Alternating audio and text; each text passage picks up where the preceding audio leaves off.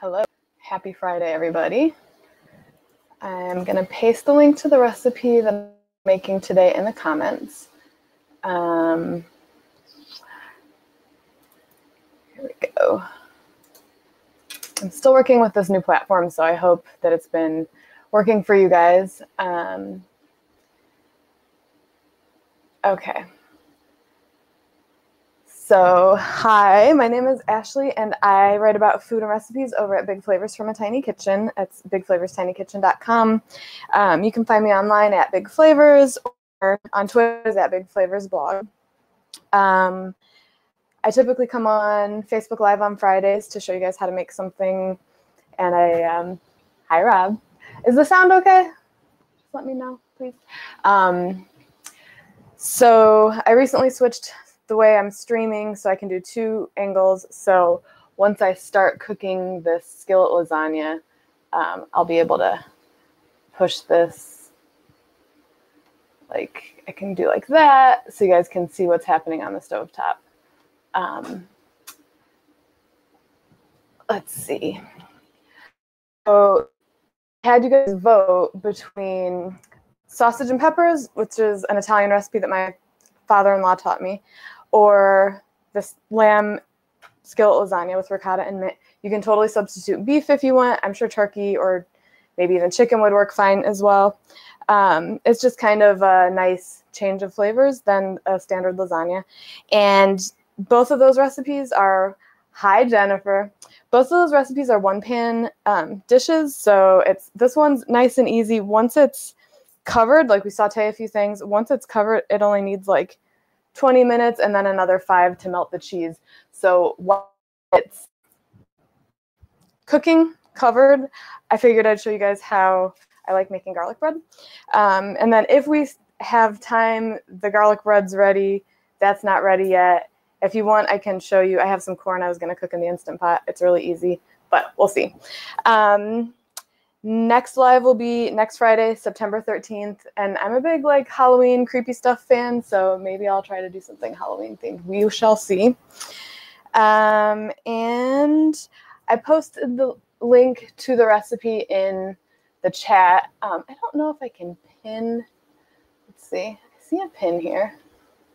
No, I don't know. I'm not sure how I can pin in here, but what's this? Show on stream. Yeah, okay. Apologies again for the little bit of learning curve here with this, but all right, so I'm going to go ahead and get started. I like using, so let's see. Tell me if this split screen is. Please send all of the garlic bread, all of it. Yeah, I love garlic bread so much. So, okay, I'm going to try like this. So I like using this big oval skillet. I've had it forever. It's actually kind of like warped on the bottom. It doesn't sit very straight, but I love it. You just need a skillet that has a tight-fitting lid, and you want like a kind of deep one. This one is 5 quarts, so that's kind of a perfect size for this recipe. And I'm going to heat up a tablespoon of olive oil. Ish. Gonna do medium heat, and then we're gonna add 1 yellow onion finely chopped. I got this one from the Nyack Farmers Market yesterday. It was my first time there. It's over the bridge from where I live, but it was a really nice market, and I like that it's on a Thursday. Because, you know, most of the markets are on weekends, and we tend to have stuff going on the weekends, and I can't always get to the market. So I got lots of stuff. If you follow me on Instagram, I posted all sorts of stuff. I've been like kind of experimenting with new markets in the area lately. I also, I have an email newsletter. I send it like maybe twice a month, and I found, before I sent the last one, I found a website from the USDA, I believe, that has, you can type in your zip code and it'll show you all the farmers markets within whatever mile parameter you choose. So it's kind of cool. I think within 20 miles of my house, but that's counting like, I think that's counting like as the crow flies or whatever they call it, where you just like going straight over, like not counting bridges and rivers, and because I live like by the Hudson River, so there's like 60 different markets. It's crazy. Like, so I feel like I've been missing out on some stuff. There's lots to check out and explore. So I only need half a cup. This onion was kind of big, so I think I'm just going to use half of it. I'm going to do the onion, a carrot, and 3 cloves of garlic. And I'm just getting them in here to soften.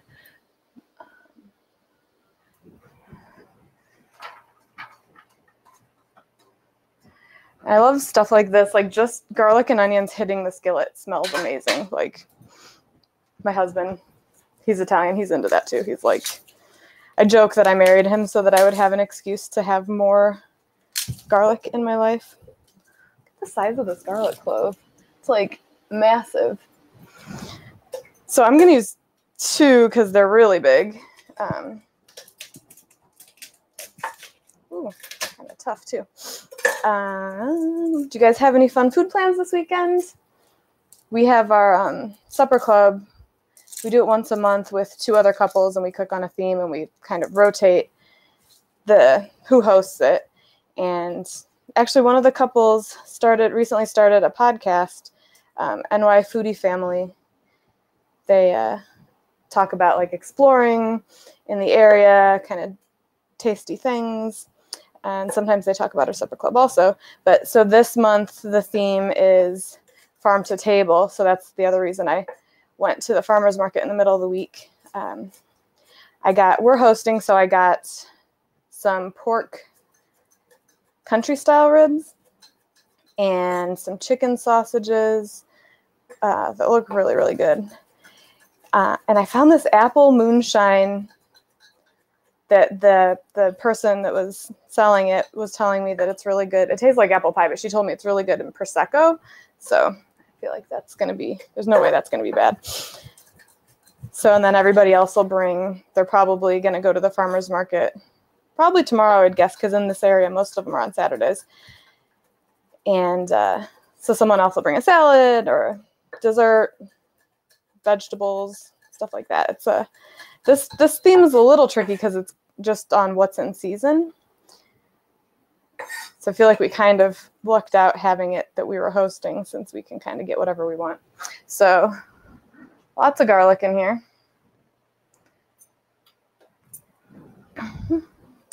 And a carrot. So just about a 1/4 cup. Again, you don't have to cut everything a very specific size. You just want everything to soften up in the skillet before you put in the meat and everything. So I just scrubbed carrots. I don't bother peeling them usually. I find it's easier just to kind of cut it in smaller, more manageable pieces. Oh, speaking of lamb versus... Hi, Ellen!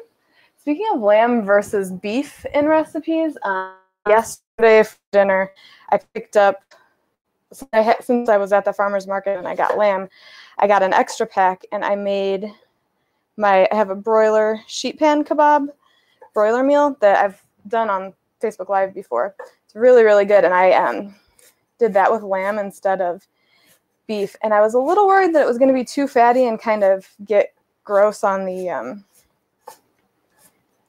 just kind of pool on the cookie sheet. It really wasn't bad, and it was so much more tender because of the fat content of the lamb.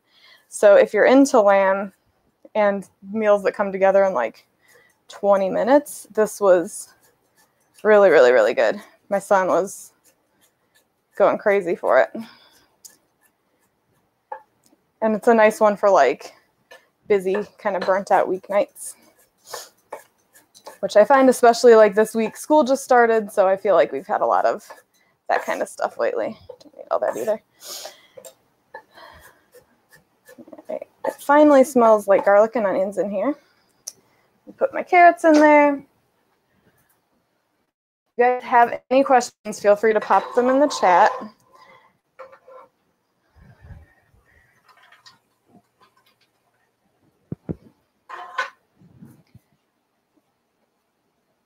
And then I'm going to add about a half a teaspoon of salt. Just going to stir it around.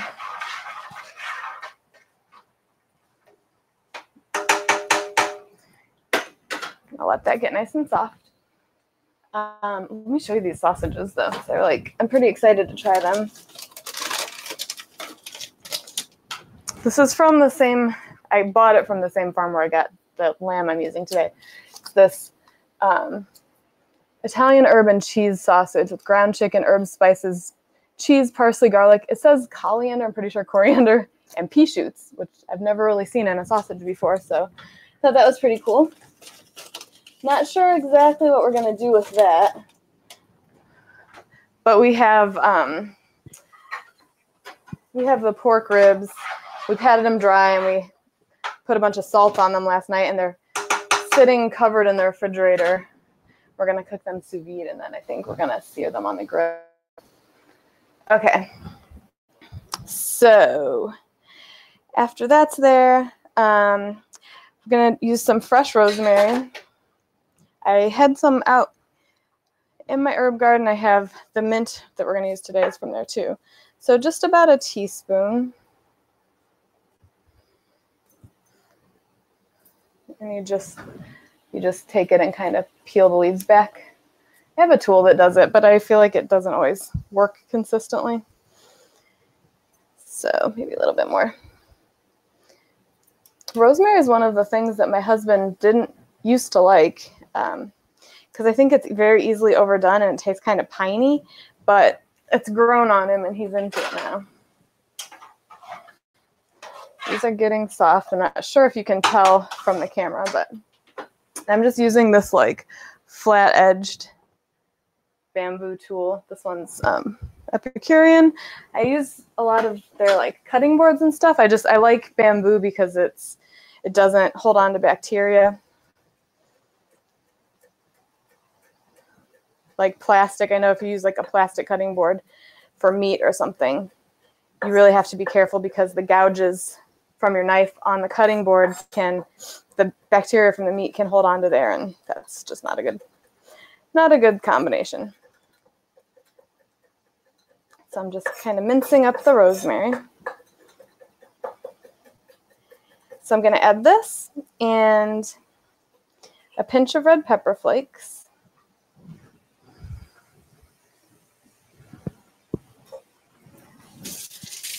If you ever see chili flakes on a recipe, it's the same as red pepper flakes. So there we go. So just a little bit. Depending also on get your pepper flakes. I got these from Penzeys and they're pretty potent. They also have different heat levels of them. All right. So just like 30 seconds or so you can smell the rosemary. And then I'm going to add about a pound of ground lamb. So I had, you can find it at a lot of grocery stores now. And like I said, you could substitute another ground meat if you'd like. I got this from the farmer's market and it was frozen. So I thawed it overnight. And whenever you thaw meat, I recommend putting it in a bowl or something, because if it happened to get punctured while it was frozen, you wouldn't necessarily know because it's frozen, it's not going to leak. But once it starts thawing in your refrigerator, if there's a leak, you will have something pretty gross on your hands. So just gonna cut this open and put that in the skillet.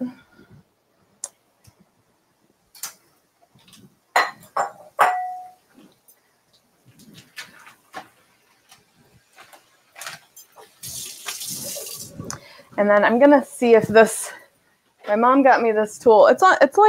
It's like right now under $4 on Amazon, and it breaks up ground meat. And I really like it. I use it when we do tacos. Kind of does the job really quickly. I think I put it toward the top of my Amazon shop list if anyone's interested. Like, do you know how long that would have taken with a regular, with a spoon? Or I mean, something like this with a flat edge also works, but you got to kind of keep getting in there to break it up.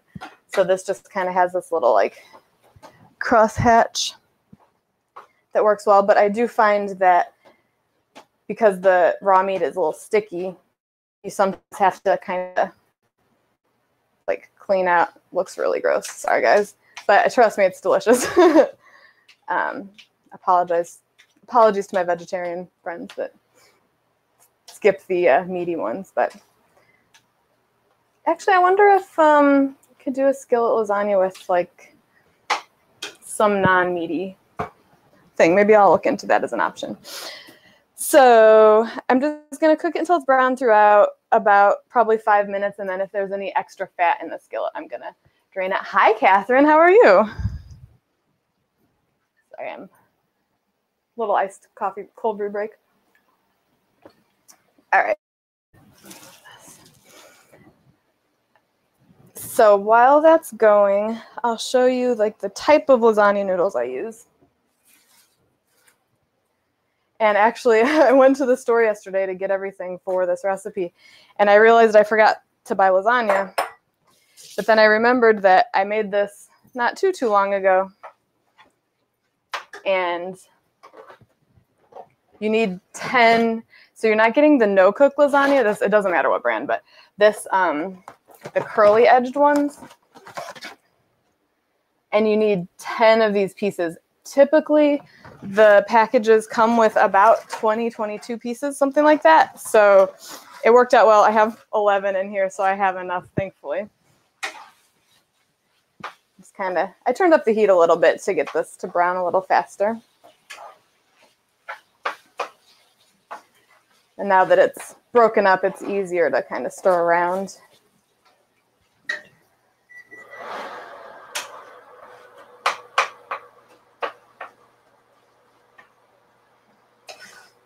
Oh, I know I mentioned this last week, but just in case anyone local is on here that's not, all the veggie sauces out there and Beyond Meat is taking the ground world by storm.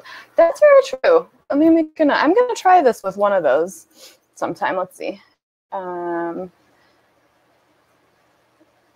you wouldn't probably have to wait as long for them to brown because you're not worried about cooking the meat. The veggies are fine if you don't eat them completely cooked. I'll look into those. I've tried the, what's it called? Not Beyond Meat, the other one. Totally blanking. Beyond Meat, Impossible Meat. I tried it at White Castle, though, and I'm not really into White Castle. I went with my husband, so I didn't really care for it, but.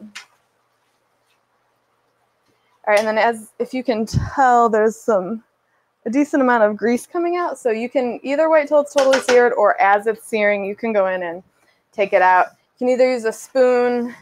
I like using a turkey baster. And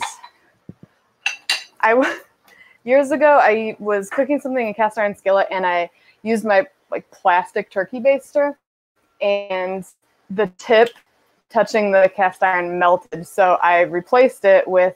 This one's got a silicone tip, so I really like this. It's just, I haven't had any more incidents. And then to clean it, you can pull this whole top off. So it's pretty nice. So I can use that to get the meat out. Otherwise, a spoon is good. And I just kind of push the meat up to one side, and then you can tilt the skillet.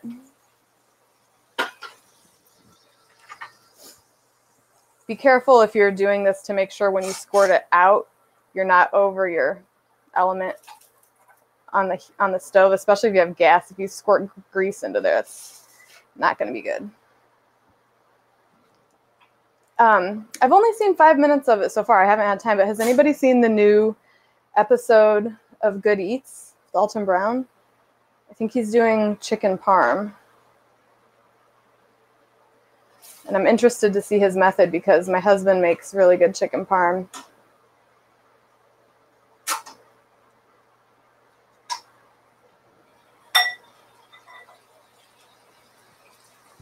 I'm going to break this up a little more, give it another stir, and then continue draining the fat. Like I said, lamb tends to be a little fattier. If you're using ground beef and you don't want to have to drain as much meat, you could do like a 93% lean. I think there's even like 97. And if you're using turkey or chicken, you just really want to make sure that you really cook the meat until it's fully cooked through. It will simmer with the lid on for 20 minutes, so, you know, a little bit's not a problem, but I don't want to mess around with poultry.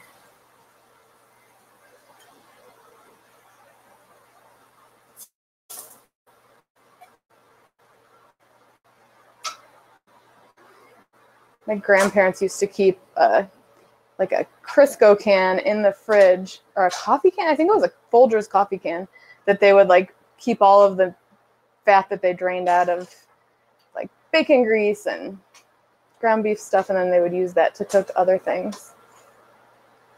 So you can leave some of the fat in here if you want. You don't have to get all of it. It makes quite a bit, usually.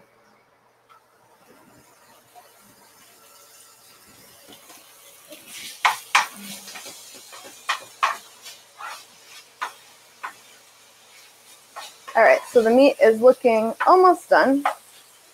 So I'm gonna go ahead and get the other stuff going. So we have diced tomatoes, tomato sauce, and wine. You can also use water if you don't want to use wine. I have some wine that's open, so not from today, but I'll use that. I have yet to get to Burger King to try the Impossible Whopper, but the Impossible and Beyond Meat burgers aren't significantly better for you than beef. That is true. And I'm not a frequent burger eater, so yeah, there are new episodes. I'm not sure if there's only one so far of Good Eats. Dan Barber, if you follow him, he's the creative mind behind Blue Hill at Stone Barns. Stone Barns Agricultural Center is over actually like 5 minutes from where I live. And, ooh, I just broke my can opener. Ooh, okay. I guess I need to order a new can opener. This one's very old, but the handle just broke. He posted yesterday, you know how there's the whole like Popeye's spicy chicken sandwich thing going on right now, and like everybody's trying to be the best at that. He posted something really interesting on his feed yesterday about using a chicken mushroom. And so not a meat-based one, but it looks so good. And it looks exactly like fried chicken. It's crazy. Their food is insane. All right, so 10 curly-edged lasagna noodles. 1, 2, 3, 4, 5, 6, 7, 8, 9, 10. Okay. You're going to break them. It gets a little messy, so I usually do it right over the pan, but you're breaking them into about 2-inch lengths. So this is like something like this. And you just kind of keep shattering it and putting it over, like right on top of this. And it's nice because you don't have to worry about,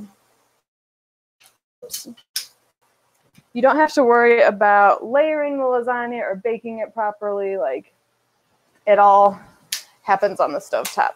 It's going to seem like a lot of noodles, but it's like the perfect amount. When you break them, it's kind of, they can split a little bit too, and it's fine. It'll still look pretty. And the curly edges are nice. I haven't tried it with the straight edge lasagna noodles. It would probably work.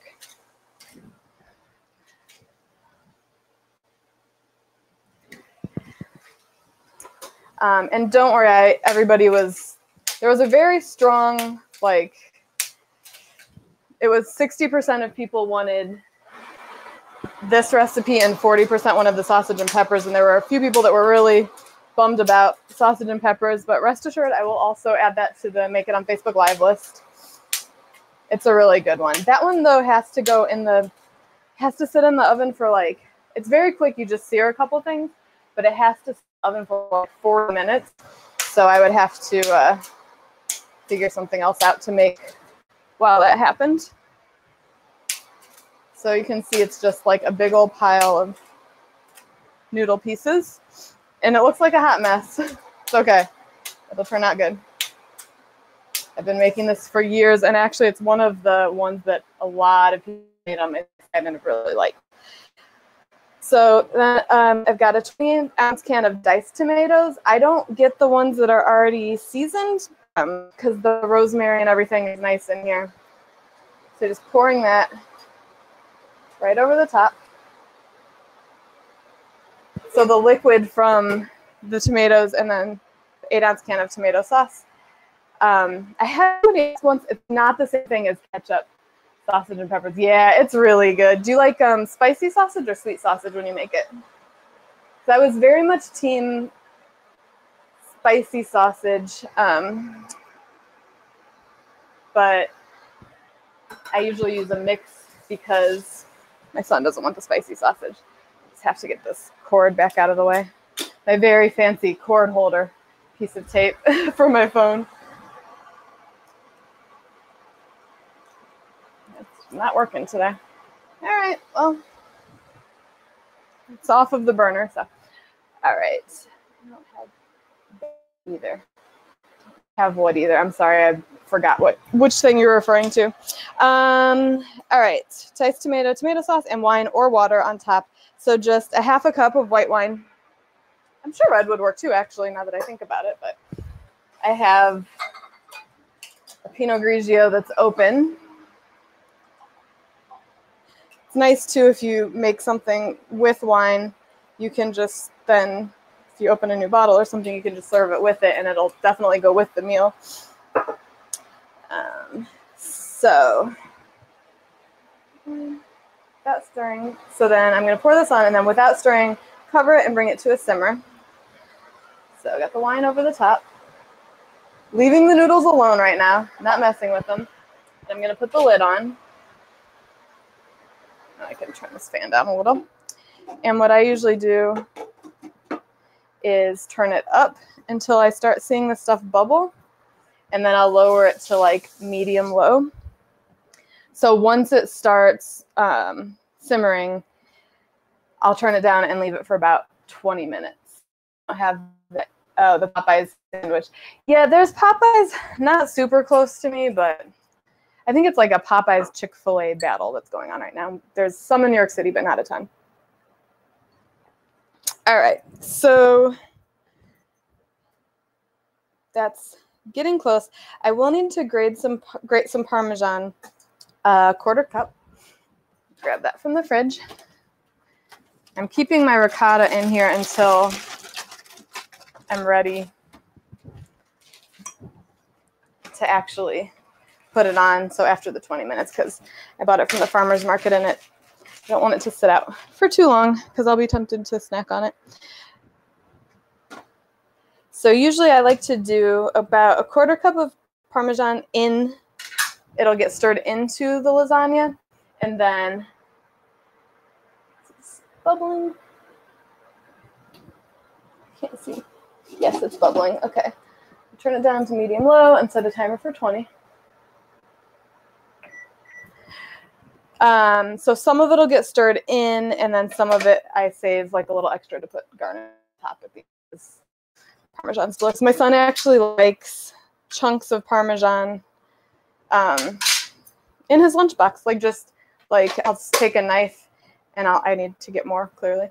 Get this little piece. I'll just like take a knife and like chunk off little pieces for him, and he loves it. So about a quarter cup plus some.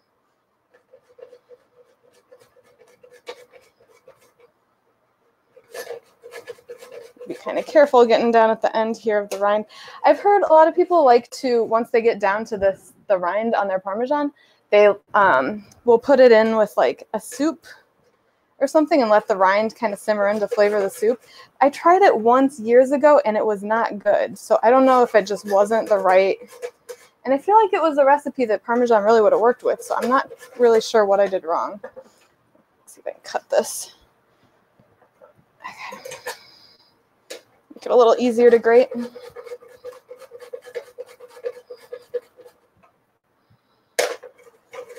And it doesn't matter what kind of coarseness you use. I picked, this is the smallest one on the box grater I have, but I picked like one step up from that, so it's like a little bit bigger. I mean, you could use this biggest size, but I feel like it's a little much. But I mean, it melts down in there, so. You also could use the stuff that's that you buy already grated. If you want, I find that some of the pre-grated cheese has filler, like wood pulp. It's like an anticoagulant, so it keeps it from sticking to itself. Because, you know, like when you grate cheese, like cheddar or something, it sticks together. Unlike when you buy it already shredded in the store, it's like, you know, the pieces separate easily. So, but if you find like sometimes in the deli, like in the cheese section, you'll find one that's got kind of like a better brand than maybe the one that I grew up eating with the green top. Sometimes those are a little bit better, but I'm not judging as long as you're eating Parmesan. The fresh stuff, like the big piece, freshly grated, really is nice though. All right, so I've got some Parmesan there. I'm gonna set that to the side, and then it'll get ricotta and mint at the very end. I like to wait until the very, very end to kind of just tear it into some pieces because it kind of turns brown fast. So does things like fresh basil. I had rind in my freezer, was going to put it in broccoli. Ooh, that sounds really good. Let me know what broccoli soup recipe are you using. Is it one that you found online or in a cookbook or your own? All right, so garlic bread. I love garlic bread. I've got half a stick of butter that I let sit out so it's just nice and soft and squishy. You can melt it if you want, but I think the softened one makes it a little bit easier to work with. You could also, if you're making the garlic bread and you're vegan, because you wouldn't be making this lamb lasagna if you're vegan probably, you can use, there's butter flavored coconut oil. That sounds kind of crazy, but Barlean's makes it, and it's really, really nice, and I've made garlic bread with it before. It kind of tastes like the butter that's on movie theater popcorn, so you could use that if you wanted.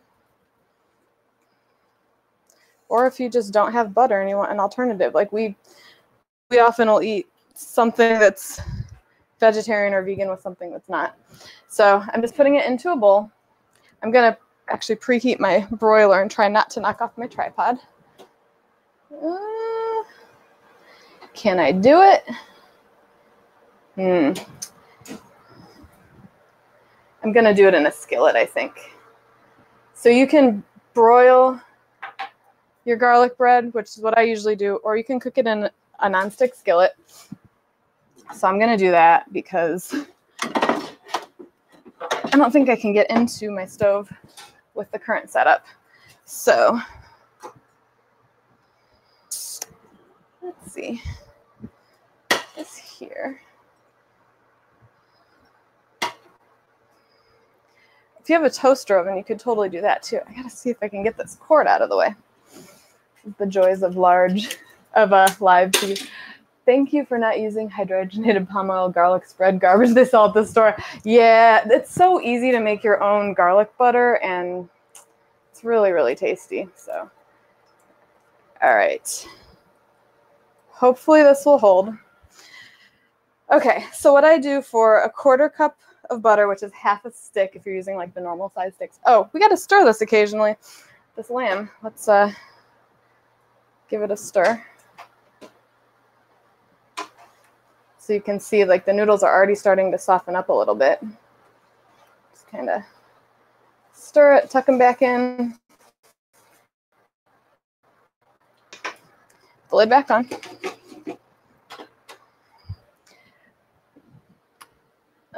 My husband's gonna help. I don't know if it's like staggering on your end, but he's gonna try to help me hardwire my laptop into our internet at home so that I'm not streaming wirelessly to things, because I think that's why it gets a little staggering. But so for a 1/4 cup of butter, I'm using unsalted. I do half a teaspoon of garlic powder, and it's very garlicky. I like very garlicky, so you can always do a little less and see if that's enough for you, but it's good, trust me. And I'm using garlic powder, not garlic salt. If you do garlic salt, obviously it's going to be a little saltier. And I don't think it really needs salt. And then about 2 teaspoons of dried parsley. I use dried parsley a lot for this type of stuff. And then you just kind of smush it together. It's a very technical cooking word, smush. Oh wait, I had started telling you guys about if you're local and you didn't hear it last week and you have teenagers here in Ossining, I'm going to be doing cooking classes again with teenagers as part of the Beams program. I think I'm going to be doing Wednesdays. There's 2 fall sessions. Each of them are 4 weeks long. One of the days of the week, they're Monday, Wednesday, Friday, after school things. One of the days a week is cooking with me. So if your kids are around, I would love to get them excited about cooking. All right, I'm going to preheat my a little pixelation, nothing deal breaking. Okay, good. I get a little like nervous about it, but all right, I'm going to put my skillet here on just over medium. You don't want it to be too high because you might burn. All right, and then here's you can use any kind of bread that you like. You can get a nice loaf of Italian bread and you can slice it, or you can cut it in half and slather it with garlic butter. Then I like using potato rolls because they're so like pillowy soft and they're just really good. Plus, like, I'll use some of these for garlic bread and then I'll use the rest for like sandwiches and my son's lunch and stuff. But whatever kind of bread you enjoy is fine. I'll probably be able to fit a little at a time in there. Let's see. So you just need a bread knife, some sort of serrated knife to cut. I'm going to cut through the middle. And then, don't cut your hand. The garlic butter is going to get spread on there. Could also do like a brioche. I'm just doing kind of an even layer right on.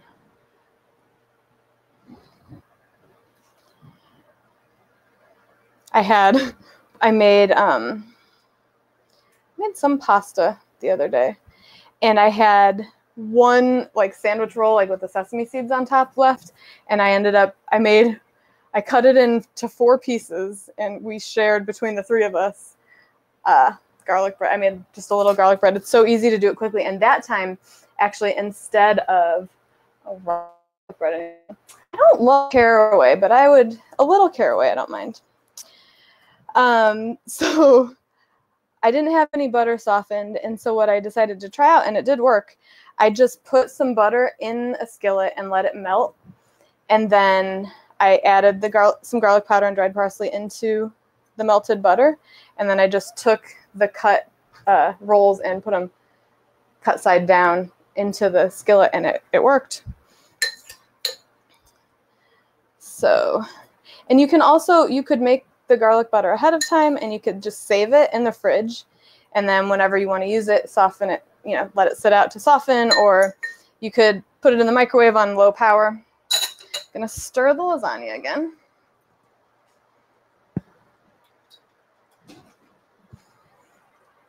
This guy's like over at the edge.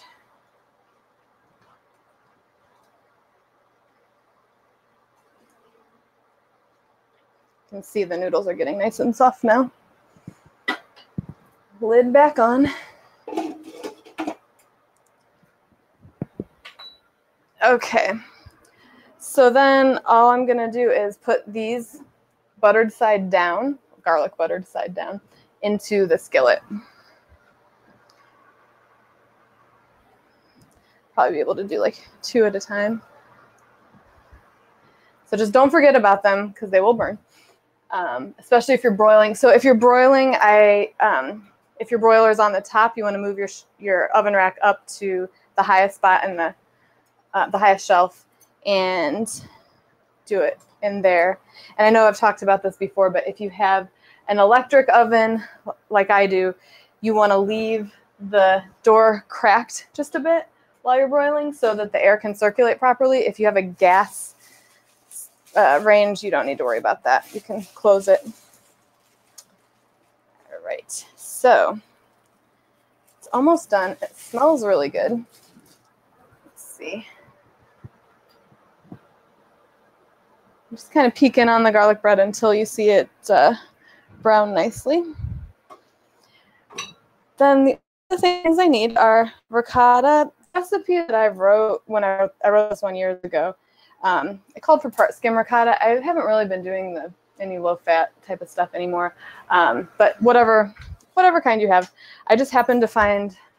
I'll show you.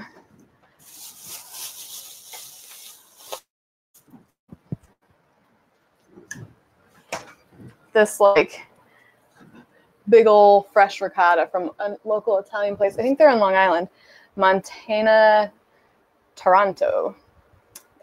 This is a whole milk ricotta cheese. I'm really excited to dive into this. Also, just as a snack, ricotta is delicious. There's a little honey on it. It's really, really nice. Get some tongs. Check on this bread.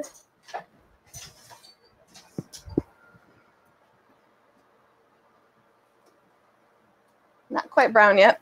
I have a lot of new recipes in the works that'll be up soon. It was a little tricky this summer, but my son is officially back in school. It's his 4th day of 2nd grade today. I don't know how that happened, but so a lot more new stuff is coming soon. I'm gonna make this on Sunday to bring to a friend who's moving into a new house. Perfect first meal for them that night.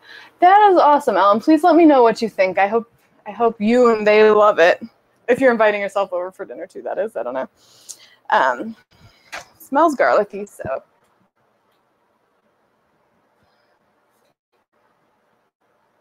That needs a little more. It's like a very fine balance between just a little bit browned bread and burnt. So let's stir this one more time since I'm over here. Just a couple times while it's cooking, because you want to make sure any of the noodles that aren't covered with the liquid get covered at some point so that they cook through.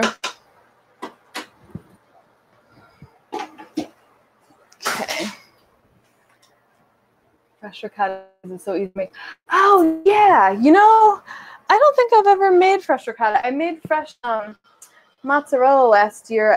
I was part of a dairy tour in upstate New York with the American Dairy Association Northeast, and they had a local cheesemaker show us how to make our own mozzarella, but like it was great, but they already had part of it done. So like if you were gonna do it from start to finish yourself, like you were missing a little bit there. It was fun, but so I'll show you how nice and toasty those are getting. Like they smell really good. I also do the same thing in the broiler when I make French dip sandwiches. I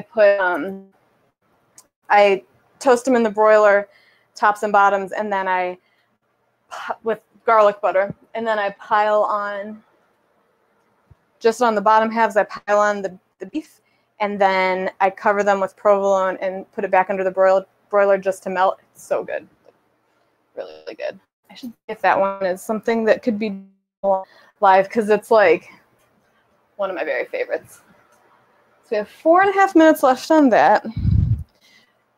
And then it's going to sit with the ricotta on it for another 5 minutes. If anybody is interested in seeing how to really quickly cook corn in the Instant Pot, I can put that in too while it's cooking. Let me know. It's so easy. And I've done it a couple times lately, and my family loves it. I turn off the heat. Oop.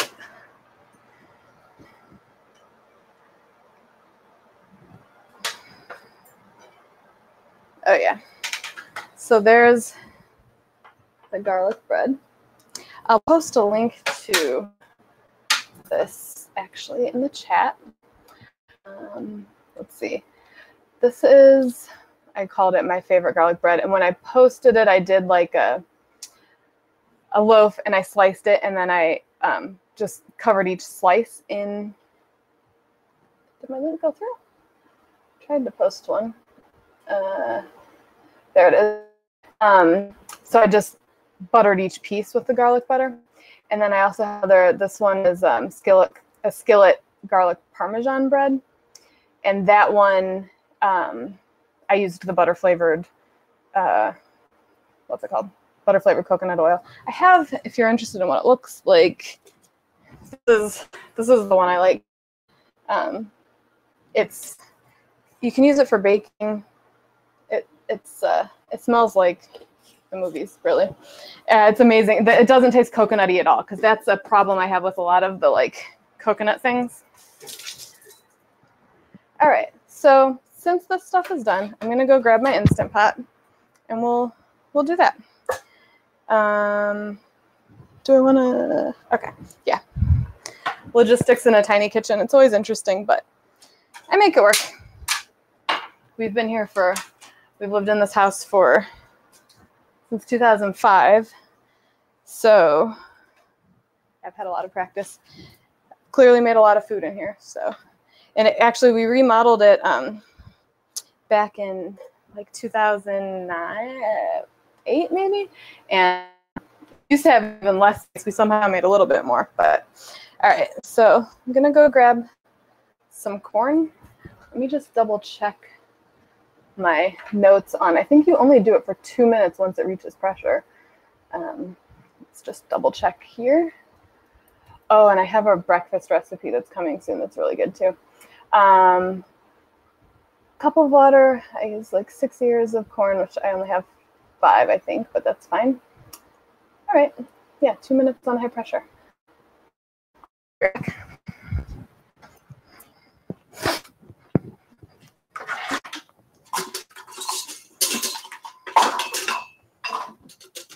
I realize this probably sounds funny. I'm like making noise with the Instant Pot in the other room while I'm streaming from my kitchen. Okay, corn.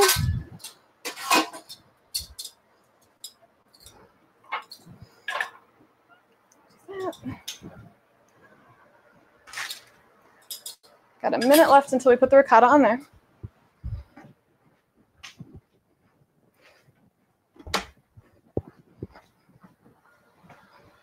I actually move my Instant Pot out of my kitchen when I do Facebook Live because I don't have room to leave it in there. Okay, is there any question? Not yet. Okay. So for corn on the cob, which if you live anywhere near somewhere where you can get farm fresh corn, this is the season. Like it's August. Well, I guess it's September already, but like late August. Ish is the perfect time of year for it. My uncle was a farmer in Indiana, and we got the best corn from him. So I'm going to add a cup of water into the base of the Instant Pot.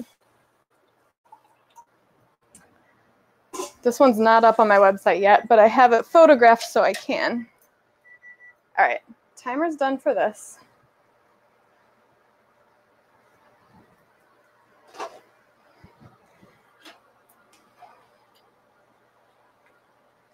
You can see why like the 5-quart size skillet is a good size for this. Just reconfigure this a little bit here. Oh, I wanted to say too, I really appreciate you guys hanging out with me on Fridays. It's a lot of fun. I didn't think that I was gonna want to ever do video, but I'm into it. It's really nice. So I'm gonna turn off the heat, stir in the Parmesan, a 1/4 cup of Parmesan. So heat's off. Get about a 1/4 cup of the Parmesan. I'm gonna stir it in so it gets like mixed in everywhere.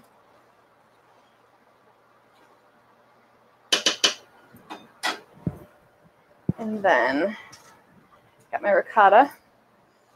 I'm gonna kind of dot heaping tablespoons all over. You're going to use about 8 ounces. So normally on a pack that's not like this, it's about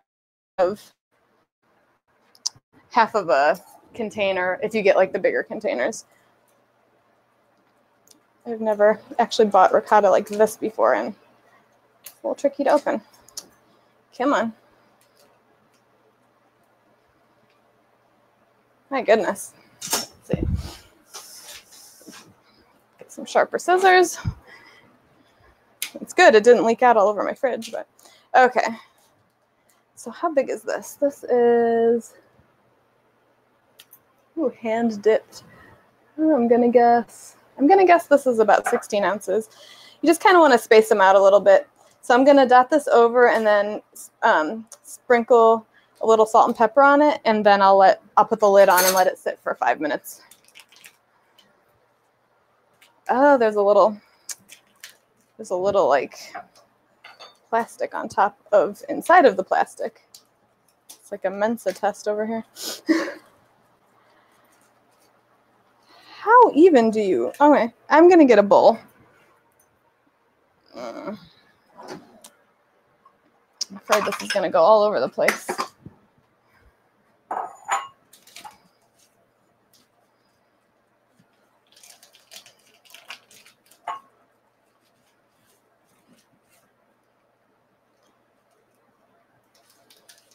And there's a rubber band. All right, I see now. There we go. Oh my God, this looks really good. So tricky to open, but it's probably going to be much better than the kind I'm used to. Like, look at that texture. Like, so super fluffy. Thanks for doing these. I'm going to try the skillet. I haven't worked with lamb much. Yeah, I really like lamb for a change. So yeah, look how nice and fluffy. Okay, so gonna go in and just do little puddles of ricotta. I usually, when I make this for my family, the next day I'll heat up leftovers and then I'll add even more ricotta because it's just delicious. Ooh.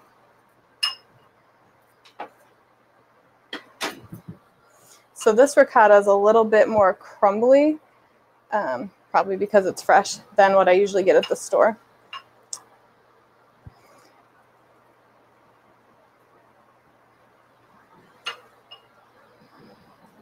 Okay, looks like about some ricotta per scoop. Okay. So then just a little salt and pepper on top of the ricotta. And I like the way the pepper looks on it too.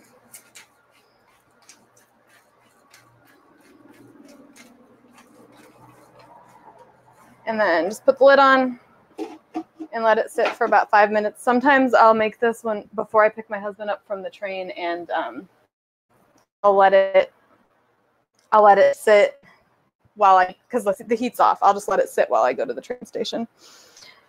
All right, so for the Instant Pot corn, just shuck your corn. I've seen all sorts of hacks about like better ways to shuck corn, and I don't know.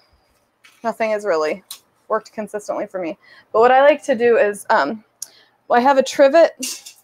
Most Instant Pots come with a trivet. So put that in there, or you can use like a little steamer.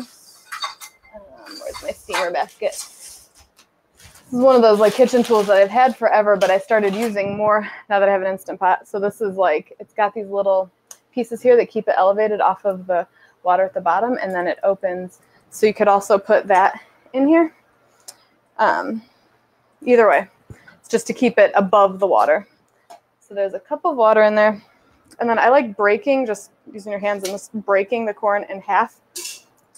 I find that it makes it more manageable for people. If they don't do, that's fine. And then there's more for me because like I said, I grew up in Indiana. I really, really like corn. And I actually, a lot of times around this time of year, I'll buy some extra corn from the farmer's market, and I'll freeze it. And I like to use my food saver to suck all the air out so that it stays really nice. Whew, this is juicy corn. It's like spraying me over here. So I found that mine is the 6-quart, I think, and mine it'll hold about 6 ears of corn. broken in half like that.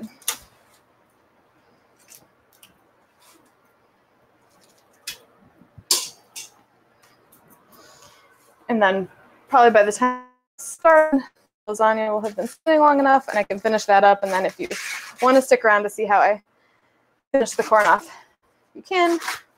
I know it's Friday. I'm sure you guys have fun stuff to do, although when I had an office like desk job, I did a lot of looking at recipe sites on the internet while I was at work, because I would finish my work and I was bored, so I always got my work done, but no judgment if you're doing this from watching from your desk.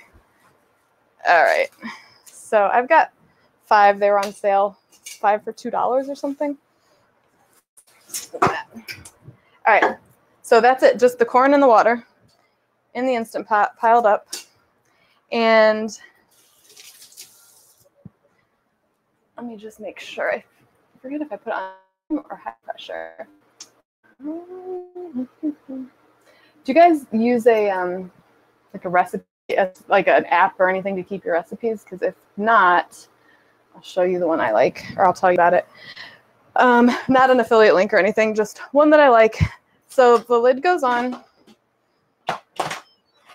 and you do pressure cook and 2 minutes. So that means it'll take a couple minutes to build to pressure. 2. It'll take a couple minutes to build to pressure, and then once it builds to pressure, 2 minutes, and then you can release the steam. And then I take the corn out, I pour the water out, and then I melt butter right in the Instant Pot. If it's salted butter, cool. If it's not, I might add a little salt in there, and then you just like pour it over the corn. It's so good. The Copy Me That app. Oh, that's a good one. I use Paprika, so it's nice because you can store your recipes, you can rate them, you can make notes about them, and then you can meal plan on it. You have to buy 2 versions if you want to do it on your phone and your desktop. So I bought it twice, I mean years ago, because I love it.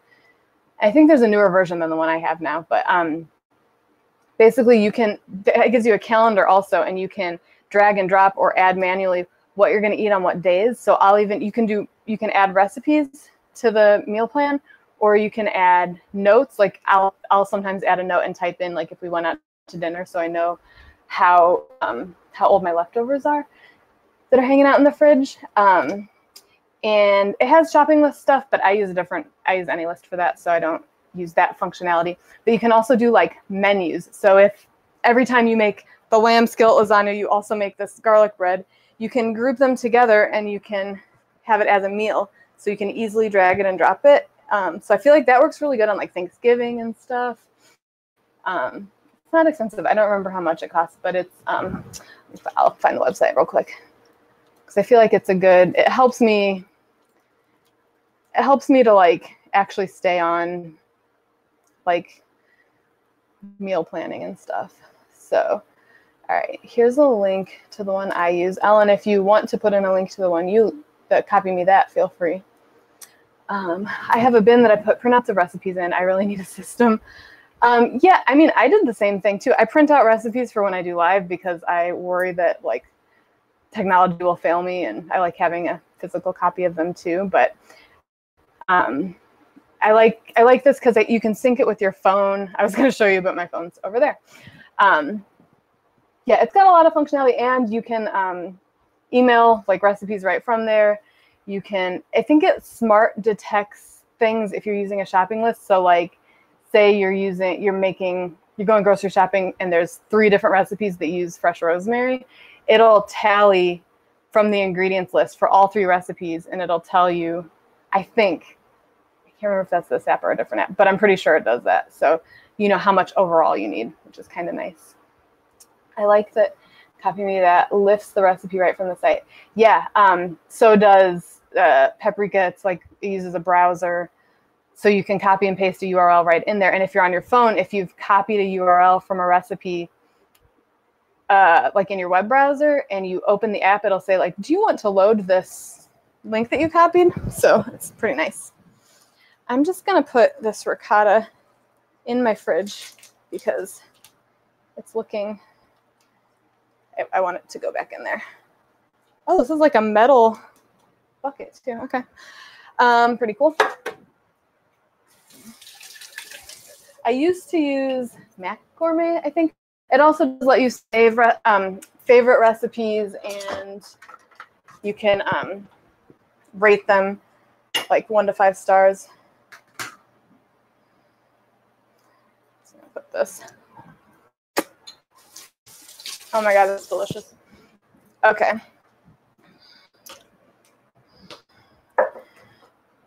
All right, ricotta's going in the fridge, and then I'm gonna get the mint, and we'll finish this lasagna.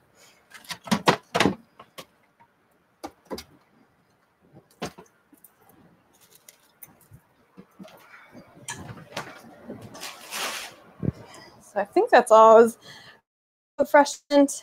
You can roughly chop it, you can tear it, or you can just, if you don't like mint, it goes really well with it. If you don't like it, don't feel like you need to, you could also use parsley if you wanted. So this has just been sitting.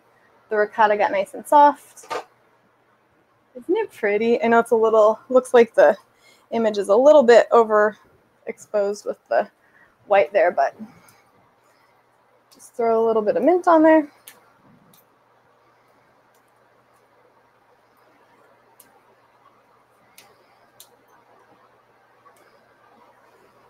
You can always serve it with more on the side, and then you can throw some extra Parmesan on there too. Let me bring it closer to the other camera just so you can see. Let's see. It's so good. I really hope you guys try this. And if you do, I would love to know what you think on the link that shows with the recipe.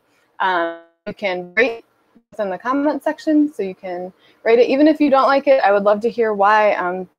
You know, sometimes it's not for everybody, but it helps me to know what kind of things you guys are looking for and what you liked about it. If something didn't work, I have another recipe that I'm going to go back and revisit the way I wrote the instructions, because a couple of people were having some trouble with the sauce, so I figured, like, let me see if I can clarify it. So feedback really does help. I appreciate that. Let me see here. Okay, so that's it for the lasagna. I guess I'll pull some out onto a bowl.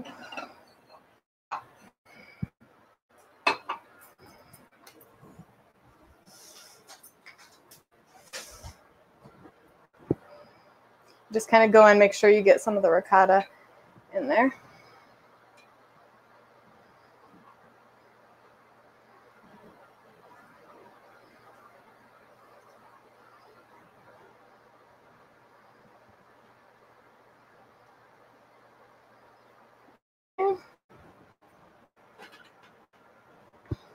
And then a little extra Parmesan on top, because extra cheese is always delicious. And then I like to just dunk my garlic bread right in the juices in there. You can even get some lamb on there. Really, really good. My husband's working from home today, so he's very excited that that's there too. If you want to hang out for this corn, it's still preheating, so I'm happy to answer any other questions you guys have, or talk about other things that I have as potential Facebook Live. Let's see. Oh, I was getting questions about over on, I posted these new size of stasher bags. One moment.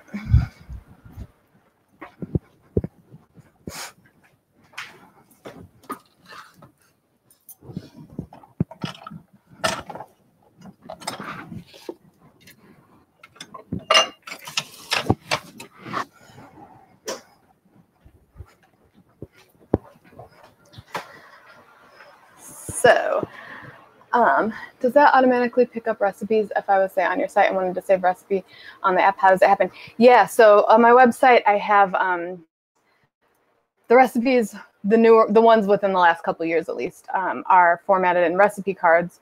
So it will recognize the recipe card and you can just hit save recipe and usually it'll autofill it. If for some reason it can't figure it out, you can manually like highlight and then click name and highlight the ingredients and click ingredients and it'll format it for you. And you can categorize things. So you can do like sides, chicken, you can do cuisines. I love it. And if somebody else you know has paprika, you can export them in the paprika format also. And then like you wanted me to send you a recipe that I've made, I could just send that right to you. I will say one note.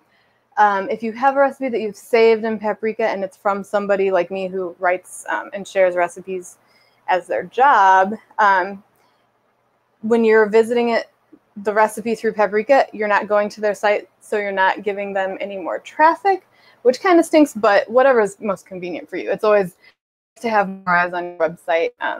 Google likes that, and it helps other people find them, but however you want to do it, I try to, you can also, like, once you're in the recipe, the source will still save the URL, so if you want to go back and look, say, like, at any of the notes that were written, any of the notes that were written about the preparation of the recipe, you can just click on the source and it'll take you within the Paprika app to a web browser that will take you to the post. I hope that made sense.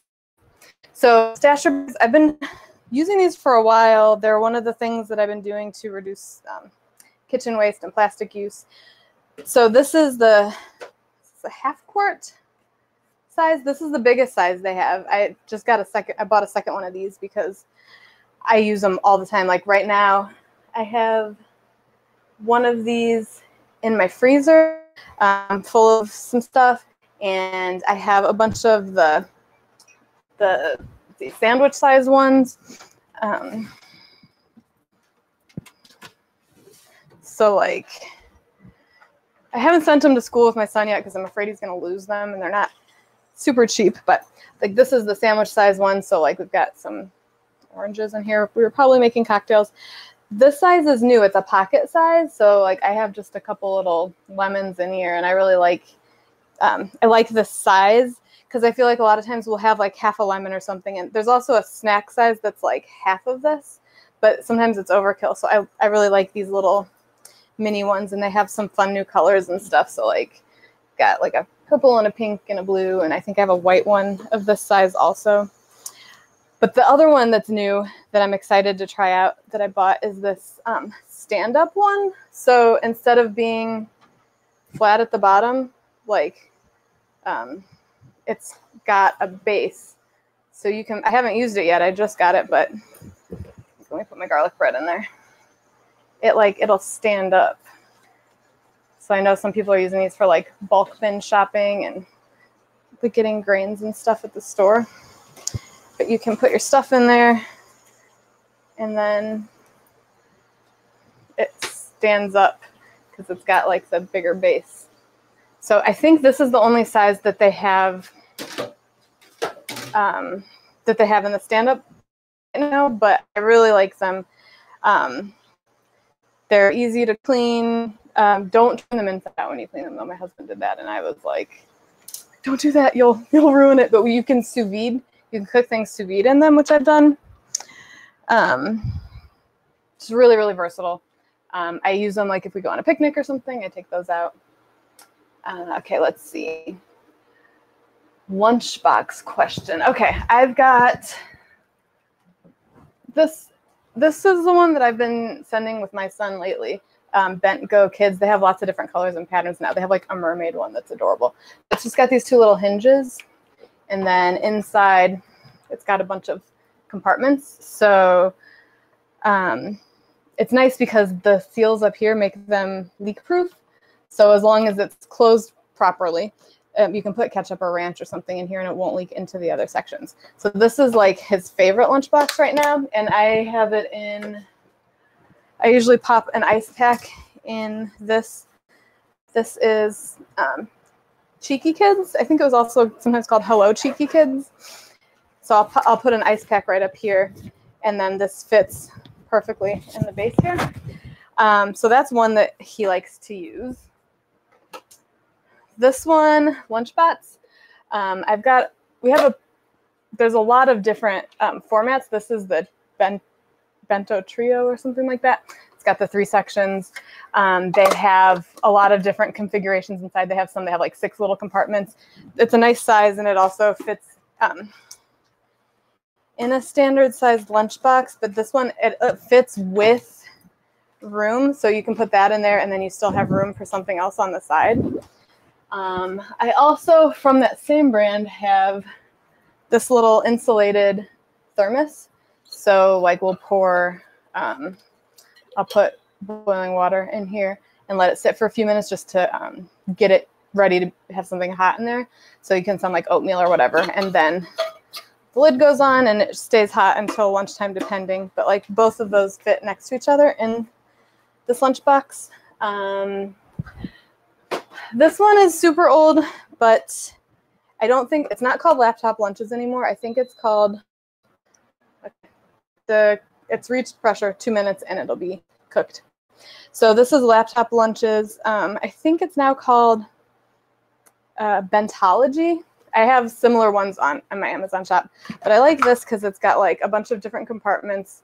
It's got a little one for sauces, and you can like rearrange them. It has 2 that have lids, 3, a bigger compartment, a smaller one, and the same that don't have lids. And then depending on what kind of utensils, you can fit them on the side. Or string cheese fits in there really nicely. Oh, does this actually fit in? I've never actually tried sending this in. Now, this one doesn't fit in the lunchbox, but the insulated one. Utensils, I like, so the back to school, especially on Instagram, I get a lot of questions about this. I like these little guys. They're like light my fire. So it's got a spoon, a fork, and little serration for a knife. So I like seeing those. And sometimes I send in these little party picks. There's that we got for like fancy stuff, you know, when your kid's old enough to handle little kind of stabby stuff, but they have little characters. They're really cute. So sometimes if it's little snacky food, I'll send that in with him. And then one moment.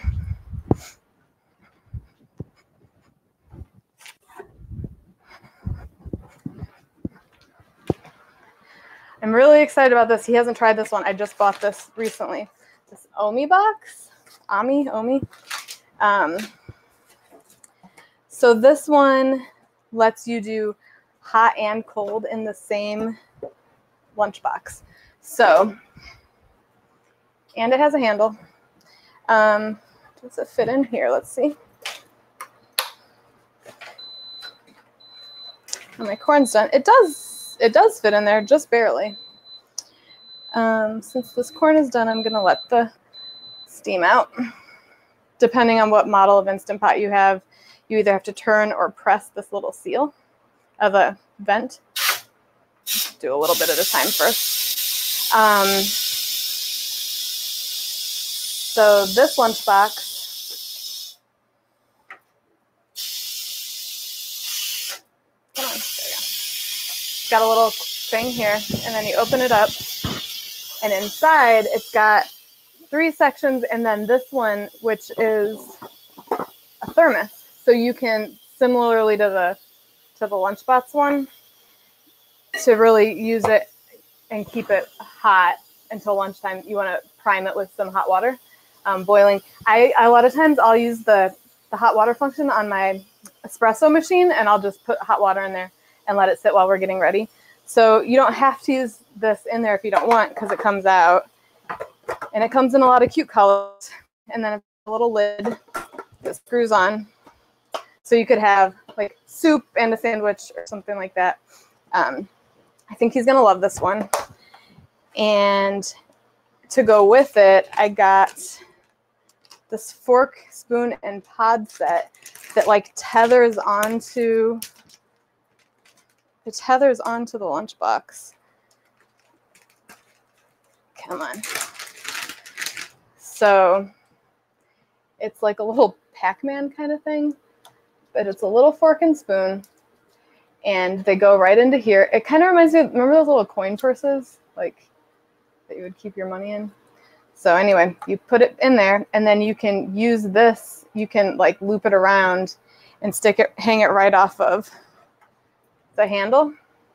So they have their utensils right there, and this is like supposed to be really good at keeping them in. They don't fall out.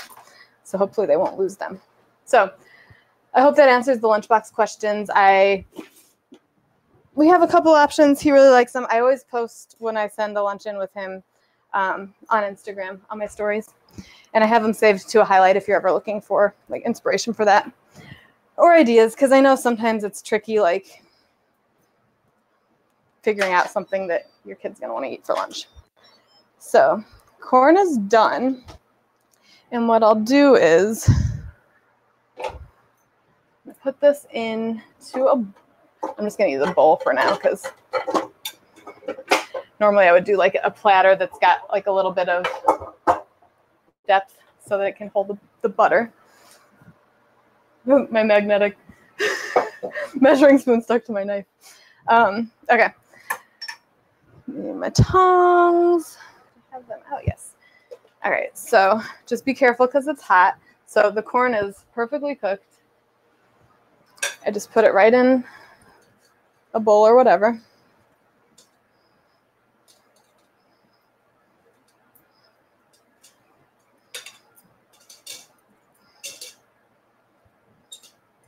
So that's the corn. And then I'm just going to kind of like set this lid on top of here.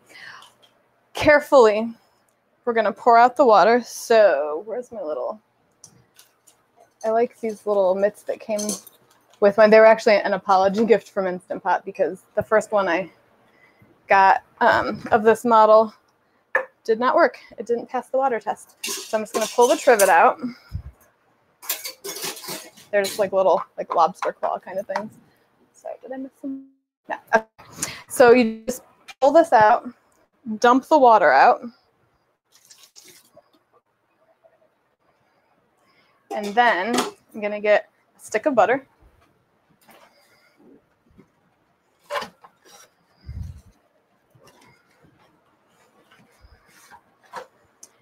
I'm going to put it on the saute function. I think some models might have melt. I don't know, but I'm putting it on saute on medium and just put the whole stick of butter right in here. This is unsalted butter that I have, so I like my corn salted, so I'm gonna throw in a little salt with it. And actually, the last time I made this, I put my leftover corn in this size stasher bag. And then when we went to have the leftovers, I just microwaved it right in. That's one of the other things I like about it. I microwaved it right in. I just like popped it, like opened it ever so slightly and had it sitting up in something. Like so the melted butter wouldn't come off, but it's already buttered, already salted. It was fantastic. So I'm gonna throw in a pinch of salt. And let me see. Let's go rogue over here. See if this works. So the butter is melting in there. It's weird, like it's like so meta. I'm like on my phone while I'm doing this. But so this will melt pretty quickly. I thought about doing Rice Krispie treats in there too, because it's good for melting butter.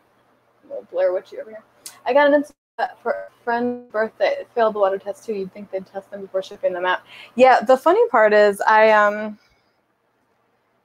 when I contacted them about it, they wanted to know like the serial number and the inspection number sticker. It didn't have one of the stickers, so I'll just show you on the front here. So I have it on saute and then medium. I just have it on medium so it doesn't go too far too fast, but you can see it melts pretty fast. You could do brown butter in here too. I mean, not for corn, but would be delicious. Just kind of helping it along.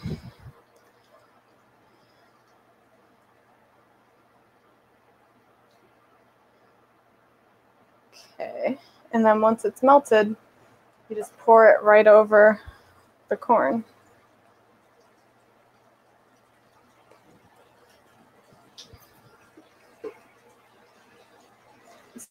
Got to do this now because I was going to do it later today anyway.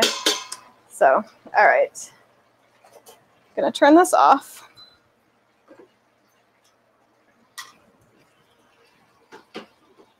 And gonna pull this camera.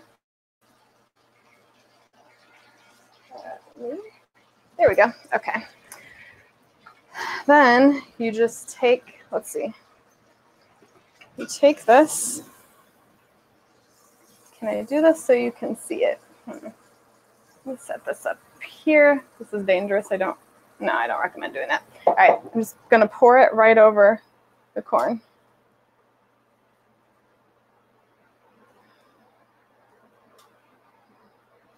And then if you're serving it right away, you can just, like, that's it. It's already buttered and everything. So I had some friends over recently and I made this. I was like testing it out just to see if it would work, and they loved it so much, like that made them want to get an Instant Pot. So that's it. And then you can see there's like a little pool of butter at the bottom. So a lot of times, like if I have this out at the table, before I get my piece, I'll just kind of like roll it around a little more in the bottom. And that is it. They wanted lots of pictures, serial number, inspection number inside the Instant Pot, bottom of it. Yeah, I don't know. Mine, I won this one. I had a different model of Instant Pot, but I won this one on an Instagram giveaway. I don't know if that's why they required less, but all right, guys, I have gone on for plenty of time today. I thank you all for joining me. Once again, if you make any of my recipes, I would love to see them. You can find me at Big Flavors on social media, at Big Flavors blog on Twitter, and if you cook something of mine, tag me and hashtag Cook Big Flavors so I can see. Have a wonderful weekend, and I will see you guys next week. Bye.